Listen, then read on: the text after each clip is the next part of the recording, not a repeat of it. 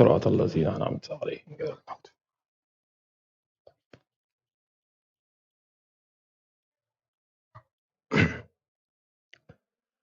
بسم الله الرحمن الرحيم. والحمد لله رب العالمين،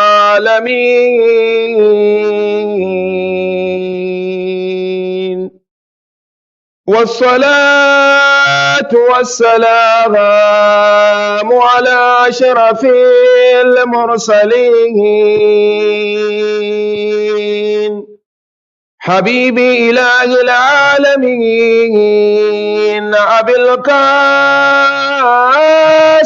محمد. اللهم صل على محمد وعلى محمد. صلى الله عليك يا مولانا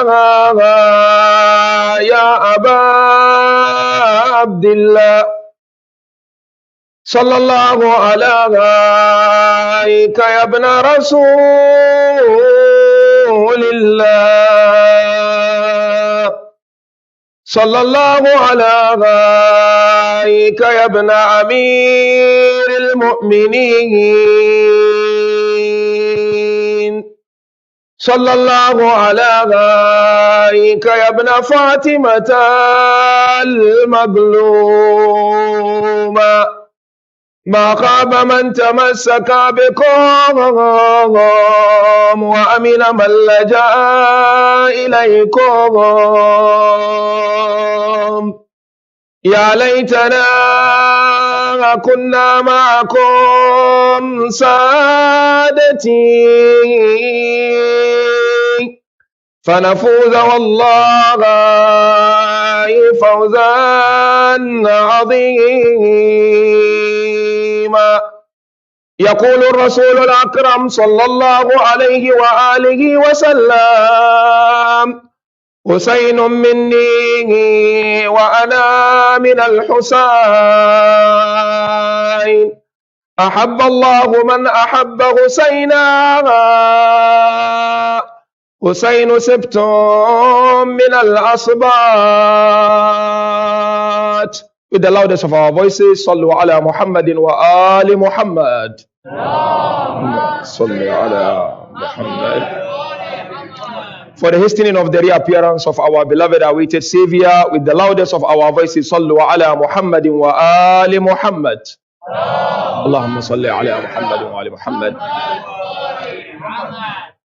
First of all, we thank Almighty Allah Tabaraka wa Ta'ala for gracing us with this wonderful moment and wonderful opportunity to witness Muharram 2021.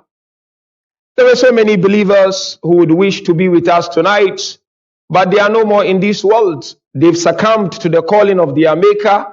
They've succumbed to the calling of Allah Tabaraka wa Ta'ala.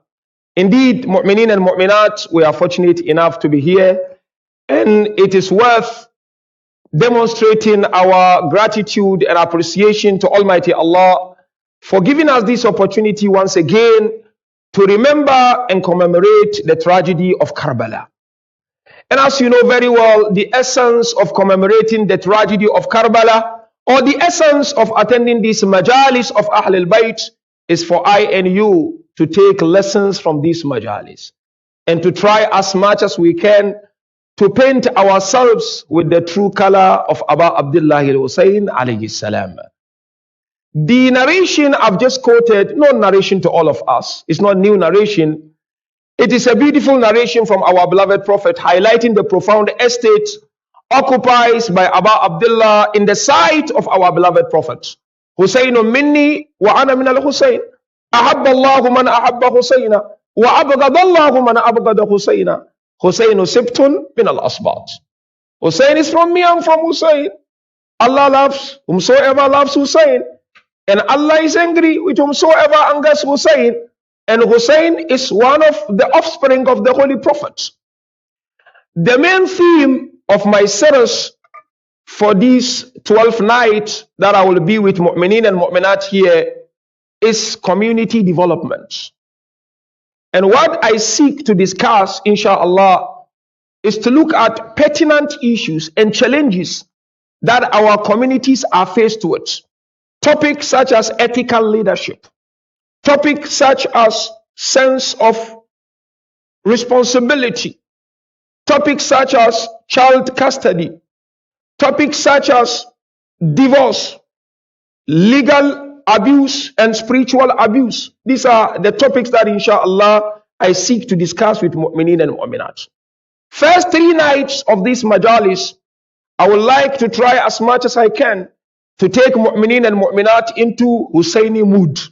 So the first 3 nights, I will focus more on Aba Abdullah al-Husayn alayhi salam and the essence of this mission of Aba Abdullah. From night 4, we will begin our discussions on community development. There are so many challenges that our communities are faced with. Our youth, our women are faced with. And there is no better platform to discuss these challenges than the member of Aba Abdullah al-Husayn alayhi salam. Because that's the moment when lovers and followers of Ahl al-Bayt are attentive and looking forward to hearing something new which they can put into their lives to bring about reformation, which is the main reason and objective as to why Aba Abdullah al-Husayn alayhi salam departed from Madinatul Munawwara via Makkah to the holy city of Karbala. Tonight, inshallah, our topic of discussion is Husayn alayhi salam in the house of Ali alayhi salam. And the examination of tonight is of the following stages. The first stage is to look at Husayn before birth. Second stage is to look at Husayn the born. Third stage is to look at the food of Husayn. When Husayn was born, what was the food for Husayn? We have so many young parents here. Some of us are aspiring to become parents. It is important we take practical lessons from Aba Abdullah al-Husayn, from Ahlul Bayt al-Isma wa Tahara. If we are to develop very strong, healthy, God-loving, Muhammadi-loving, Hassani-loving, Husaini-loving, Fatima-loving community. So look at the food of Husayn. And the last stage of the examination is to look at the friend of Husayn or the companion of Husayn when he was young Husayn. Who was his companion? And what lesson do we get from that companionship that great personality had with Aba Abdullah al-Husayn alayhi salam? First stage of the examination, Aba Abdullah al-Husayn before birth. Mu'mineen and mu'minat, you know, it has been proven scientifically and religiously that heredity had or has a very important role to play in the making of individual's personality. In other words, blood plays crucial role in the making of each and every individual. Our personalities, we've got different personalities. The blood we came from played crucial role in our personalities. We do have tradition from our beloved Prophet sallallahu alaihi wa alihi, where the Holy Prophet mentioned, تَخَيَّرُوا لِنُطْفَتِكُمْ فَإِنَّ الْعِرَكَ دَسَّاسٌ. The Holy Prophet said, look for the origin of the womb that you are going to put your child in, because blood is contagious. Blood, we are all from blood. Blood of our parents, our moms and all that. The Holy Prophet is saying blood is contagious.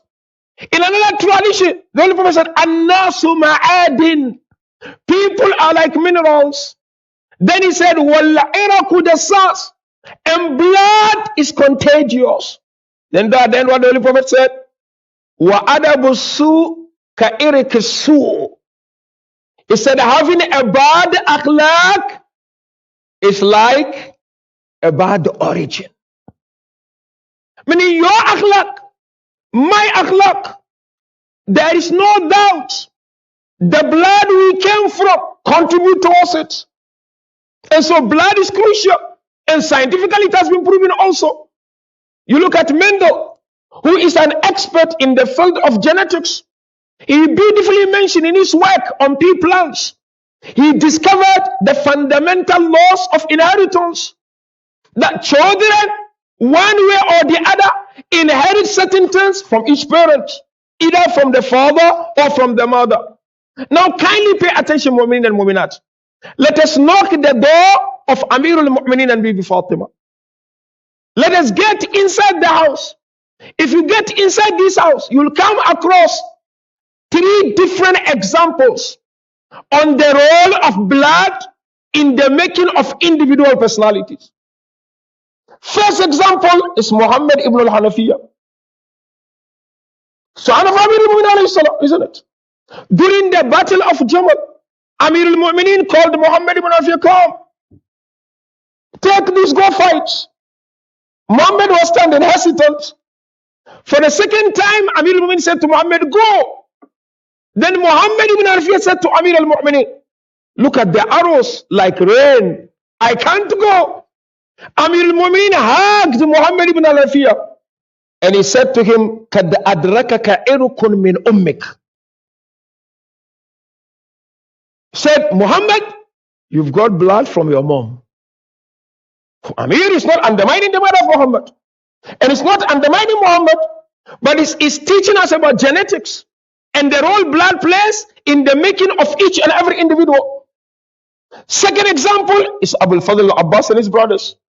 The wish of Amir al-Mu'minin alayhi salam, as you all know, was for Abbas and his brothers to be alongside Abu Abdullah al-Husein on the 10th day of Muharram, and they were there. But blood played role there.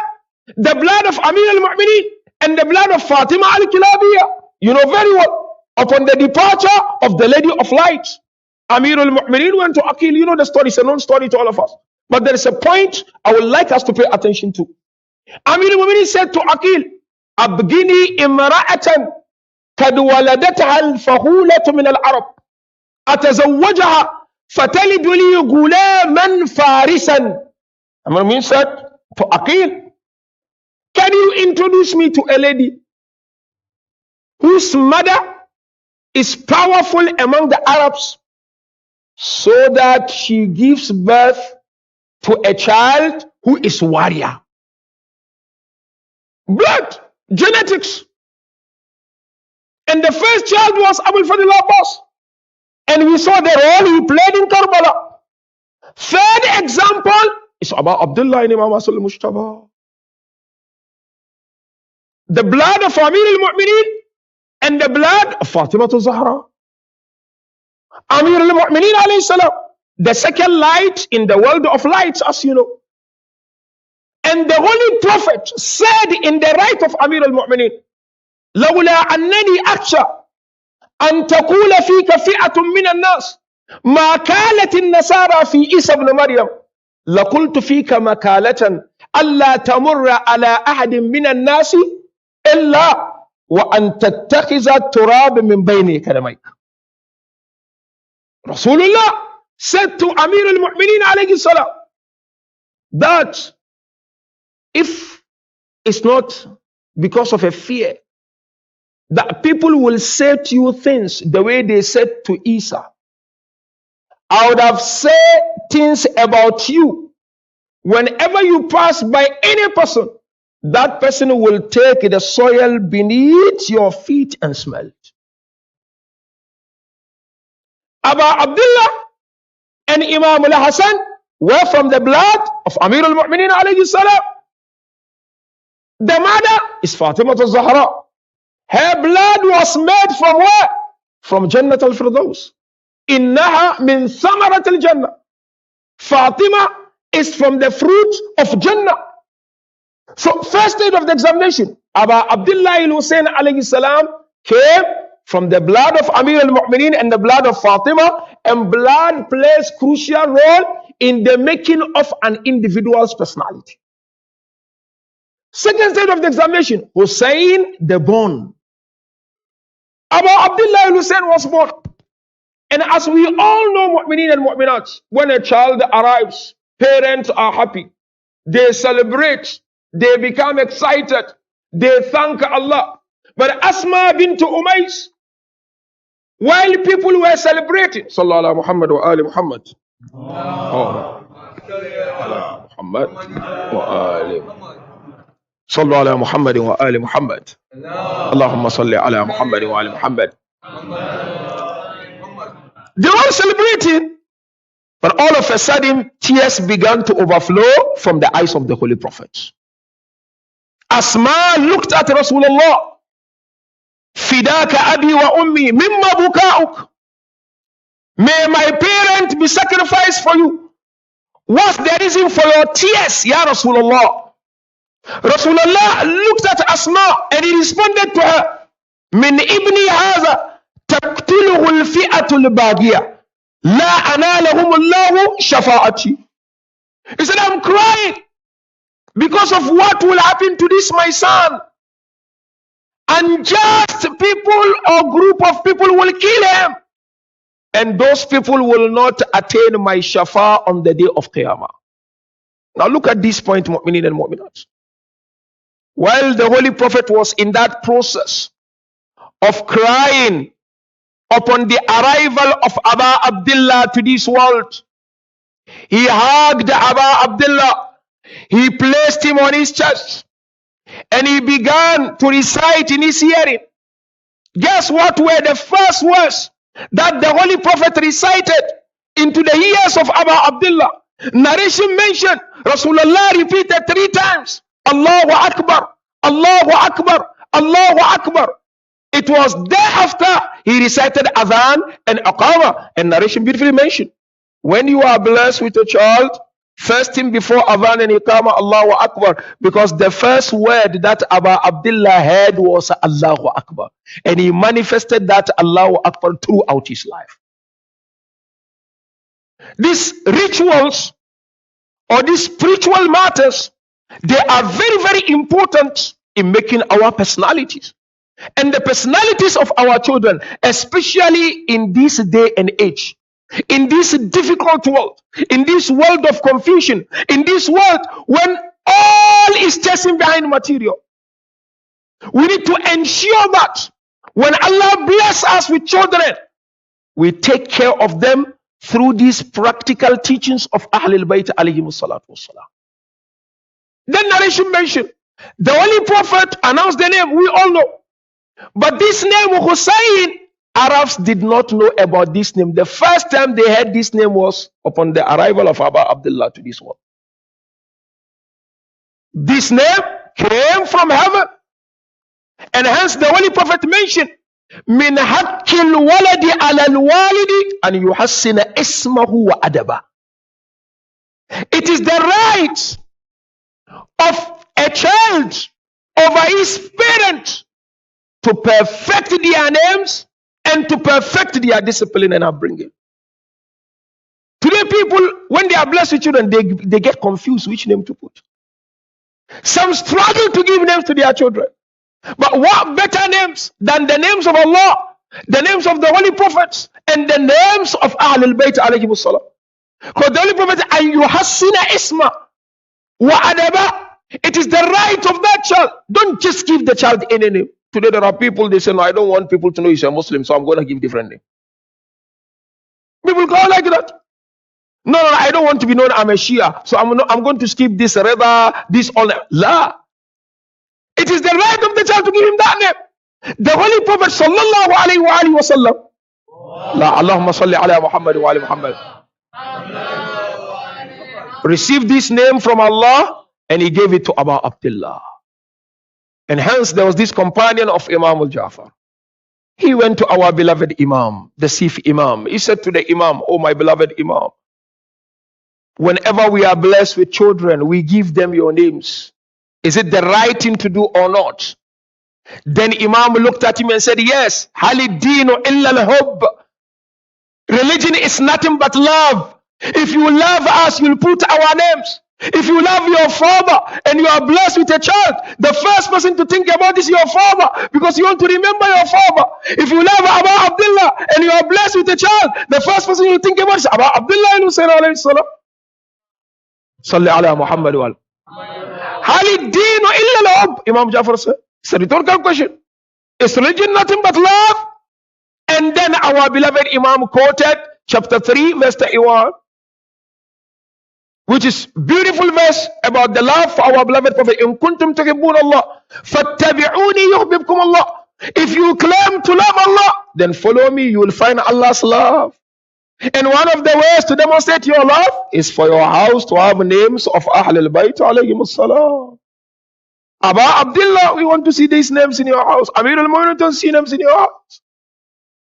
That's the second stage of the examination. Third stage is Ghadha'ul Husein, the food of Aba Abdullah. You see, we all seated here remembering Aba Abdullah. Why?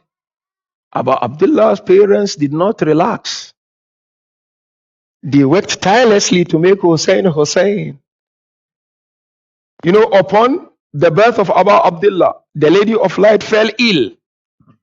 She could not breastfeed Aba Abdullah. How did he survive? He survived through the Holy Prophets. What happened? The Holy Prophet will place his thumb into the mouth of Aba Abdullah, and Aba Abdullah will suck. At one point, he will place his tongue into the mouth of Aba Abdullah, and he would say, Iha Husein, Iha Husein. Suck it, Husein, suck it, Husein. So, Ghadha'ul Husein, the food of Aba Abdullah is Rasulullah. Is the finger of Rasulullah and the tongue of Rasulullah. And hence Rasulullah manifested in the personality of Aba Abdullah al-Husayn. And Islam is very clear. You want to have a good child? Give not just good food, but lawful food. Because that contributes in the making of our children. And it shapes their personality as per the teachings of Allah and the teachings of Ahlul Bayt alayhimus salam. You know, we are told in the narration that there was a time someone brought Rasulullah some dates. Rasulullah was having the dates next to him, not eating. And Aba Abdullah was very young because he was very close to the Holy Prophet. And Aba Abdullah wanted to touch the dates. Rasulullah looked at him and he said, La hillu lana sadaqah. It's a lesson for all of us.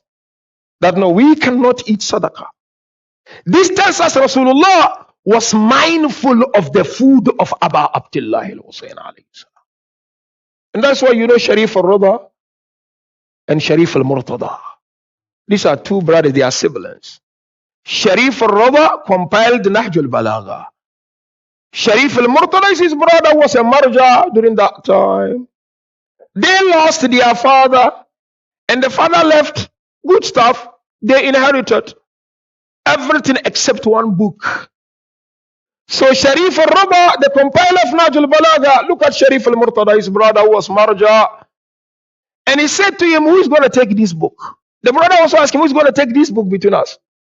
Then the compiler of Nahj al-Balagha said to him, the one who will take this book should be someone who has never committed sin in his life. Said Murtada, marja. The brother repeated again, the one who will take this book will be someone who has not thought of committing sin. Eventually, compiler of Nahj al-Balagha took this book. But scholars, when they examined this, they said they grew nicely under a conducive atmosphere to the extent that their mother, she wouldn't breastfeed them without wudu. Every moment she breastfed them, she did it after wudu. Simple lessons, but very, very important if we are to build strong community for the lovers and followers of Ahlul Bayt alayhim salam. And I know very well, Rasulullah would always monitor what Aba Abdullah alayhi salam would eat. But Rasulullah did that to teach I and you, who are their lovers and followers. And Quran is very clear. فَلْيَنْظُرُ الْإِنسَانُ إِلَىٰ طَعَامِهِ. Why don't the insan looks at his or her food? Because you are who you are because of what you eat. Your children are who they are because of what they eat. You give them godly food, they grow to become God-loving. You give them something else, that's what will shape them. So, mu'minin and mu'minat, on this first night of the holy month of Muharram, let us reflect on these lessons and try as much as we can to pledge the Imam of our time to nurture our children according to the teachings of Ahlul Bayt alayhi salatu. Now, Rafiqul Husein, who is companion of Husein? None other than Rasulullah. Rasulullah loved Abu Abdullah. Hence he said, Ahabballahu man ahabba Husaina. Allah loves whomsoever loves Husein. The more Husein grew, the more the Holy Prophet loved him. To such an extent, Rasulullah cherished and honored the children who were playing with Abu Abdullah al-Husayn alayhi salam. And this love that the Holy Prophet had for Abu Abdullah did not start when Abu Abdullah came to this world, as you know very well. And we have this in our books. Rasulullah and Abu Abdullah met also in the realm of spirituality, like the way they met in this world. First example in the realm of spirituality, you know very well. Both are from the light of Allah's greatness. And this is recorded in our books. You look at Bihar of Allama al-Majlisi, Qaddasallahu nafsahu az-Zaqiyya, volume 25, page 4, is very clear on how Allah Tabaraka wa Ta'ala created the holy prophets, Amirul Mu'mineen, Fatimatul Zahra, Hassan and Husayn from one light. So Rasulullah and Abu Abdullah, their first meeting in the realm of spirituality was the light which Allah created them from.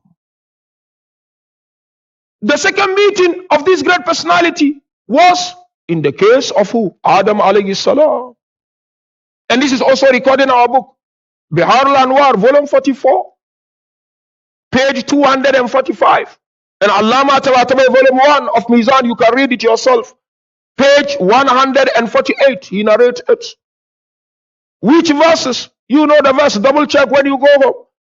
Chapter 2, verse 30, 31, and 32.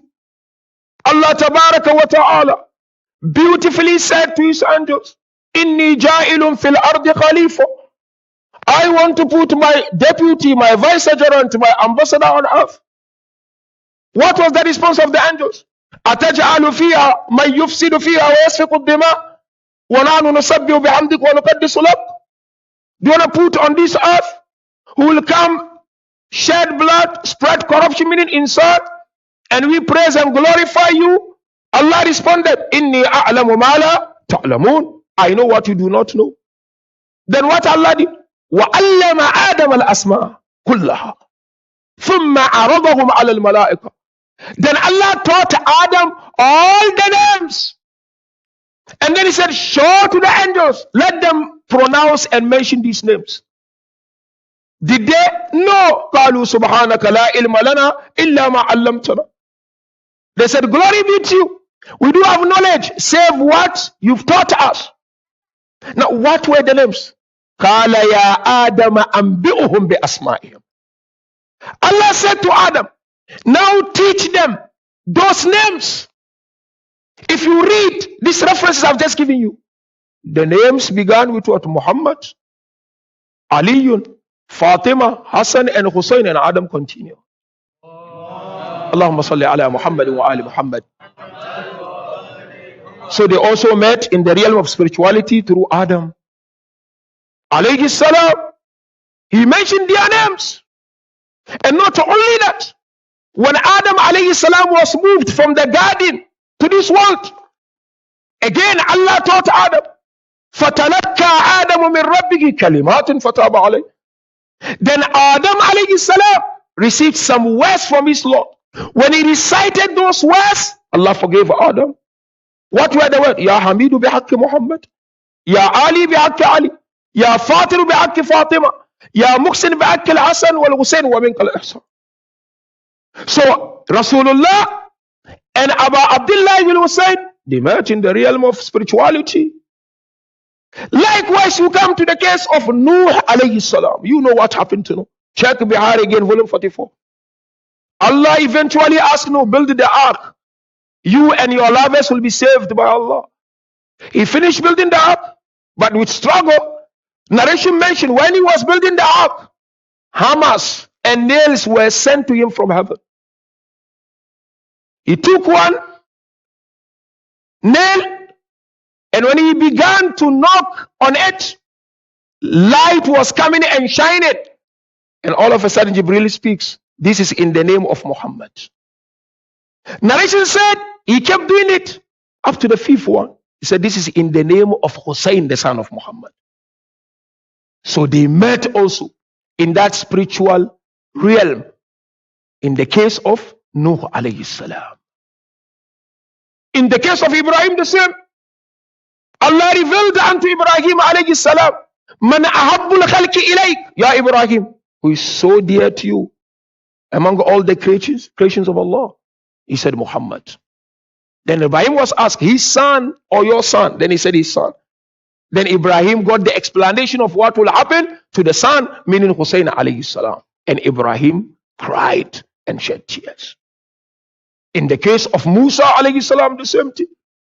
His people were thirsty, there was no water. And they came to Musa for dua. Narration mentioned Musa made dua through the wasila of these 5 great personalities. Allahumma inni as'aluka bi Muhammadin afdalul anbiya wa bi Aliyin afdalul awsiya wa bi Fatima sayyidatun nisa wa bil Hasan sayyidul awliya wa bil Husayn sayyidul shuhada. Allahumma salli ala Muhammad wa ali Muhammad. Musa made dua, ask Allah tabaraka wa ta'ala, Ya Allah, I ask you through Muhammad, who is the master and the head of all prophets. And I ask you through Ali, who is the master and the head of all the successors. And he said, I ask you, Ya Allah, through Fatima, who is the leader and the head of all women. Husain and Hassan again. So they made that. Yani Rasulullah and Abu Abdullah al-Husayn, my dear brothers and sisters, they had this very strong relationship. Narration mentioned one day, the Holy Prophet was walking with his companions in the holy city of Medina, and they found children gathered and playing. Rasulullah went to one child, picked up the child, placed the child on his lap, and he began kissing that child. Companions were wondering as to why the Holy Prophet was playing and kissing with just this child. They inquired why. The Holy Prophet said, I once saw this child playing with Husein. And Jibreel just told me, this child will be one of the lovers of Husein in Karbala. So there's that very strong love between Rasulullah and Abu Abdullah al-Husayn alayhi salam. And as the narration goes, Husaynun minni wa ana min Husayn. According to majority of Muslims, they said Rasulullah migrated from the holy city of Makkah to Medina in the beginning of the holy month of Muharram. Yes, we differ.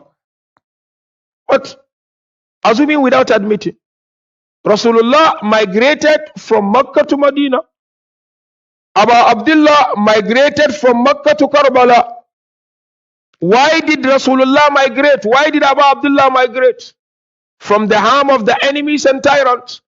Likewise, Abu Abdullah. What was the purpose of all these migrations?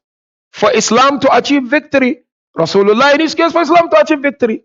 Abu Abdullah in his case for Islam to achieve victory. Hence both of them migrated from the holy city of Makkah, Karbala, and then Madinatul Munawwara. So Husaynun minni wa ana min al-Husayn. Abu Abdullah, my dear brothers and sisters, grew up loving Allah and calling people to Allah. And you know the common story on the tabligh or propagation that Abu Abdullah and Imam Hassan al-Mujtaba did. In the case of that old man who did not know how to perform wudu. The old man was making wudu and all the wudu was wrong.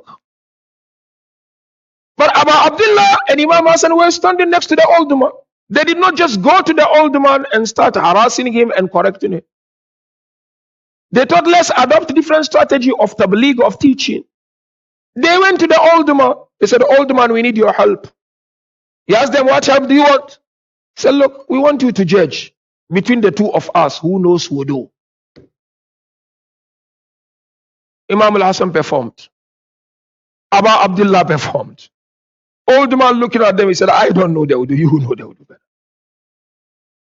Da'wah, they called to Allah.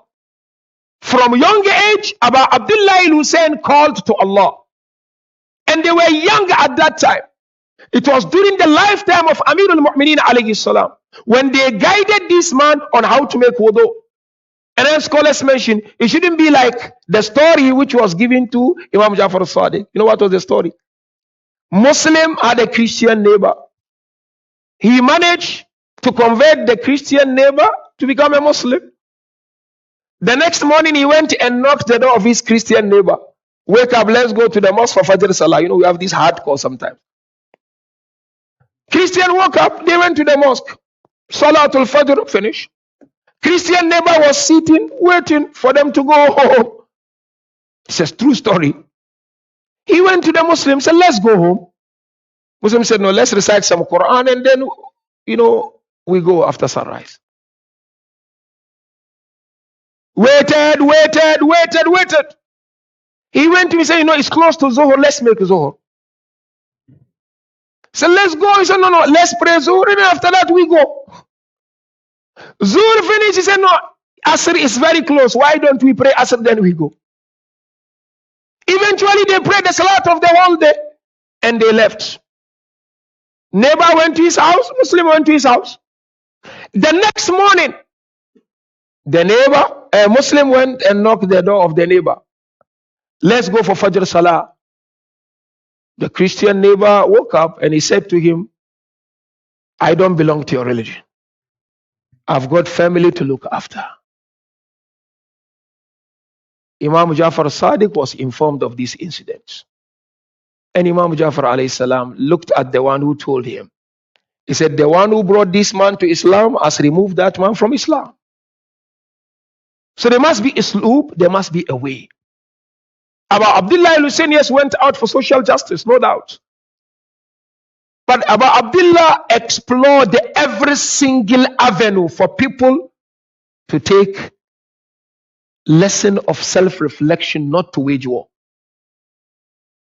At one point he told them, I'm the son of the Holy Prophet, I'm the son of Khadija, I'm the son of Ali. At one point he had discussions with them. Don't do.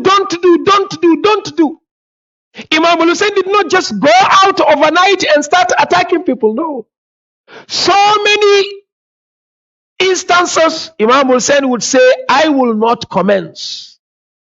So Imam alayhi salam, from young age, up until Karbala, up until the 10th day of Muharram, he called to Allah with wisdom, not by force. And that is why when it comes to spirituality also, Imam from young age developed his love for Allah Tabaraka wa Ta'ala. And hence scholars, when they will describe Abu Abdullah, they will say he is the one. When it is at night, he would keep night vigil. And when it is during the day, he would fast for the sake of Allah Tabaraka wa Ta'ala. Likewise, when it comes to akhlaq of Abu Abdullah, right from young age, Abu Abdullah alayhi salam manifested the akhlaq of the Holy Prophet, the bravery of Ali, and the glory of Fatima al-Zahra alayhi salam. Allahumma salli ala Muhammad wa ala Muhammad. Therefore, mu'minin and mu'minat, this is the first night of the holy month of Muharram. This month has a lot to present us with. One, it has emotional dimension. We become emotional. We shed tears. We cry. We remember Husein. We beat our chests. That's one side of this month. The other side of this month is your relationship with Allah. Your love for Allah, should be taken to the next level in this month. Aba Abdullah al-Husayn alayhi salam and his beloved companions, throughout their journey, they chanted nothing but the praises and the worship of Allah Azza wa Jalla. You cannot claim under any circumstance to be a true lover of Aba Abdullah and your spirituality is not to that level. That's the second dimension of Muharram. Ibadah, servitude. Ibadah, wake up at night, pray to Allah, emulate and follow the footsteps of Aba Abdullah. You finish your matam, you go home. If nothing at all, don't miss your Fajr Salah. It happens. We were so tired from the mosque. We couldn't wake up. It defeats the purpose. It defeats the purpose. Eve of Ashura. What were they doing? Ibadah. Calling Allah. Worshipping Allah. Salatul Layl. Promise the Imam of your time. You're going to start Salatul Layl in the holy month of Muharram. We can't do without Allah. Aba Abdullah showed us the way. They were calling Allah. You would hear their voices like fruit falling from the trees. Hyderi, you shut this out, the narrator mentioned. And each and every step, he would stop and call Allah.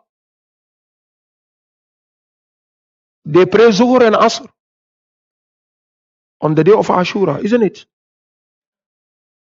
It was too hard.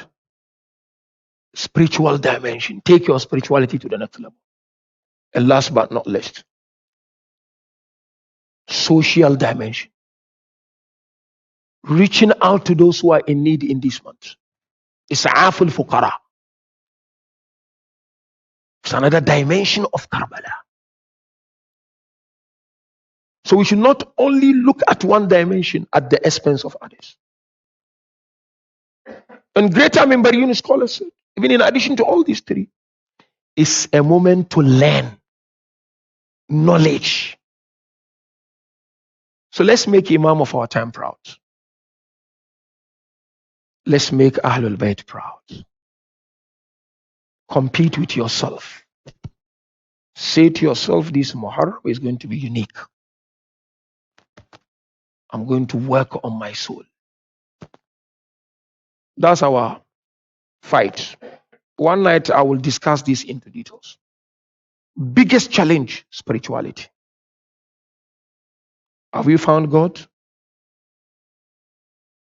Ahlul Bayt manage because they found God. Let's take our hearts to the holy land of Karbala. It's the first night of this holy month of Muharram. And we cannot thank Almighty Allah enough for the opportunity of serving the cause of Aba Abdullah al-Husayn. But we begin our Masaib of tonight of saying, Ya Allah, do not deprive our heart of the taste of the love of Husayn. Allah, do not deprive our hearts of the taste of the wilaya of Husayn alayhi salam. Brothers and sisters, it is the beginning of the holy month of Muharram. Islam always reminds us to honor the sacrifice of those who came before us, isn't it? When we read the glorious Quran, Quran will say, remember Ibrahim, remember Ismail, remember Yaqub. Why Quran asking us to remember them is because they laid their lives in honor of Allah's religion. It's a moment to honor the sacrifice of these great personalities. And every drop of tears that comes from your eyes should be a means of reformation and a means of change. Because if it wasn't because of their sacrifices, we were not going to be here tonight. If they did not lay their lives in honor of Islam, we were not going to be here tonight. We are not going to be practicing the true Islam of Ahlul Bayt. My dear brothers and sisters, Azadaran Husein, if it wasn't of the sacrifice on the 10th day of Muharram, we are not going to be here. What were the sacrifices on the 10th day of Muharram? The sacrifice of the 6-month-old baby of Abu Abdullah, with arrow piercing the neck of this baby. If it wasn't because of this sacrifice, we were not going to be here tonight. If it wasn't because of the sacrifice of the man whose 2 hands laid by the water of Furat, that man who hid behind when Abbas was walking, chopped off the right arm and chopped off the left arm. If it wasn't because of the sacrifice of Abbas, we were not going to be here tonight. If it wasn't because of the sacrifice of the man who, when he fell down, someone had the guard to sit on his chest. He did not only sit on the chest, he began to poke the lips of Abu Abdullah. Did not only poke the lips of Abu Abdullah, beheaded Abu Abdullah. After beheading Abu Abdullah, looted all the belongings of Abu Abdullah. The last of them came, he spotted the ring on the right finger of Abu Abdullah. Tried removing the ring, but the ring was not budging, isn't it? He got a sharp knife and he cut off the finger of Abu Abdullah. If it wasn't of this sacrifice, we are not going to be here tonight, mu'mineen and mu'minat. Allahu Akbar. But I tell you, mu'mineen and mu'minat, if it wasn't because of the sacrifice of Ali al-Akbar, we're not going to be here. When the man lifted his dagger and dagger on the chest of Ali. You know, Imam Zain al-Abidin taught us to honor these great personalities in his powerful speech in Sham, isn't it? He remembered Hamza alayhi salam. He remembered Ja'far al-Tayyar. He remembered the Holy Prophet. He remembered the lady whose ribs was broken. He remembered all of them. But Imam Zain al-Abidin came to remember his beloved father, Abu Abdullah. You know, he knew no one in this world except his father, because he lost his mother upon the delivery, isn't it? So he knew only Imam al-Husayn alayhi salam. Narration mentioned Imam Zain al-Abidin as he was walking in Medina, he came across a man who was slaughtering sheep. He said to man, "Oh man, have you given these sheep water?"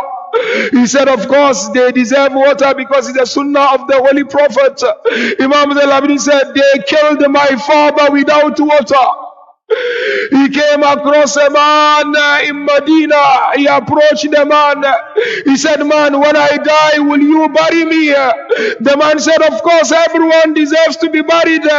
He said, "Oh Allah, they left the body of my father for 3 days without burial." Imam Zain al-Abidin overheard a man calling, "Stranger, stranger, stranger." He approached him. "Why are you a stranger? Don't you have food? Don't you have water?" He said, "I've got all this." He said, "You are not a stranger."